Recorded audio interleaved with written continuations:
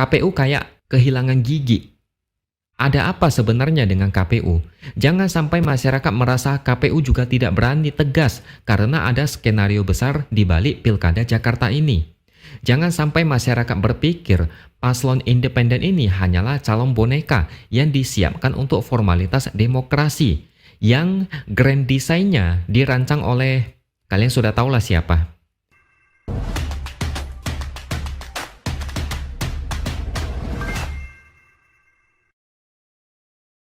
Halo, bertemu lagi dengan saya, X Hardy, di Opini Siward. Dharma Pongrekun dan Kun Wardana dinyatakan sebagai calon gubernur dan wakil gubernur dari jalur independen. Terkesan mendadak memang, dan menimbulkan kecurigaan di kalangan masyarakat.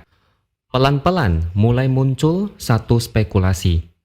Jangan-jangan paslon ini adalah paslon boneka yang dipersiapkan untuk mengantisipasi kemungkinan paslon dari koalisi Kim melawan kotak kosong.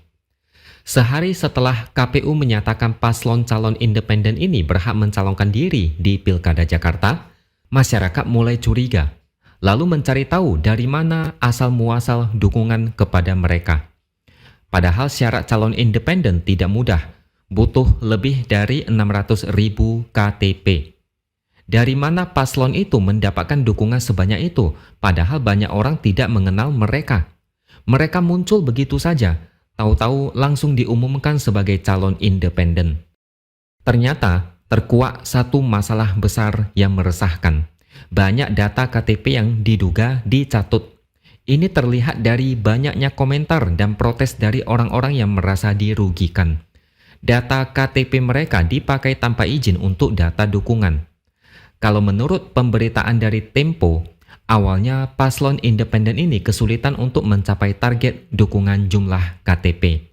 Tapi herannya dalam 2 hari mereka bisa mengumpulkan 500.000 NIK KTP untuk menutup kekurangan dukungan dalam verifikasi faktual. Saya tidak tahu apakah ini benar atau tidak, tapi ini benar-benar sangat mengejutkan. Padahal dulu ketika Ahok mau maju sebagai calon independen, relawan Ahok susah payah kumpulin KTP, bahkan sampai buka stand di mall-mall untuk mencari dukungan. Tapi calon independen yang sekarang ini seolah sunyi senyap, langsung dapat dukungan besar untuk maju. Jadi intinya, banyak orang mengaku data KTP dipakai tanpa izin.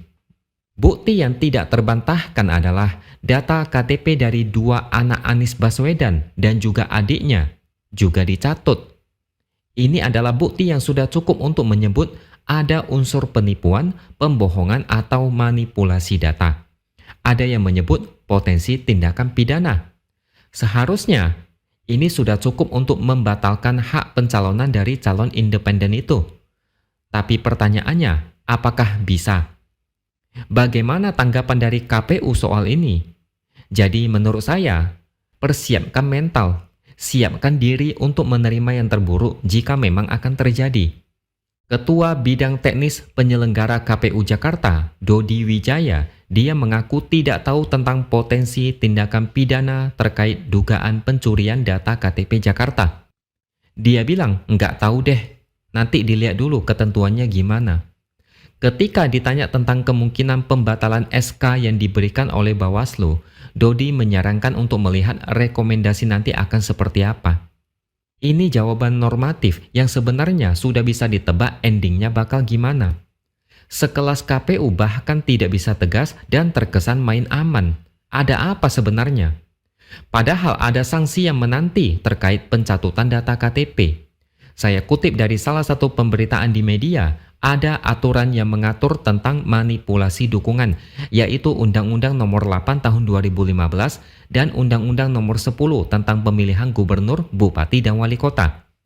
Pasal 185 berbunyi, setiap orang yang dengan sengaja memberikan keterangan yang tidak benar atau menggunakan identitas diri palsu untuk mendukung pasangan calon perseorangan menjadi calon kepala dan wakil kepala daerah akan dipidana dengan pidana penjara paling singkat 12 bulan dan paling lama 36 bulan dan denda paling sedikit 12 juta rupiah dan paling banyak 36 juta rupiah.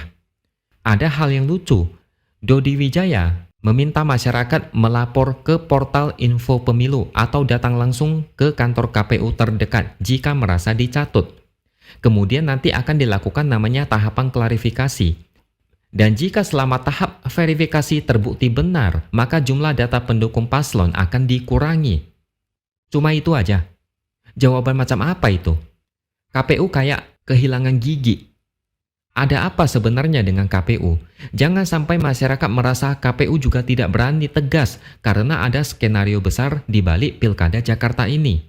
Jangan sampai masyarakat berpikir paslon independen ini hanyalah calon boneka yang disiapkan untuk formalitas demokrasi, yang grand design-nya dirancang oleh, kalian sudah tahulah siapa.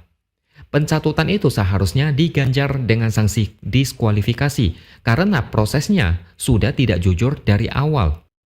Jadi untuk apa cuma sekedar pengurangan suara?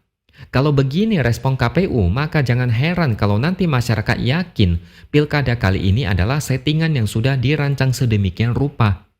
Intinya rakyat hanya menjadi penonton lalu dipaksa untuk memilih satu di antara dua pilihan yang tidak memuaskan. Rakyat ibarat dikasih makanan yang tidak disukai, tapi tetap dipaksa makan. Kalau kebiasaan ini terus diulangi dan dijadikan hal yang normal, di masa depan Pilpres dan Pilkada bukan lagi pesta rakyat memilih calon pemimpin yang diinginkan, tapi memilih calon pemimpin yang disukai elit politik. Elit politik mau menyodorkan calon pemimpin yang disukai, maunya menang mutlak tanpa perlawanan. Tapi karena takut melawan kotak kosong, dimunculkanlah paslon independen supaya peluang menang tetap besar.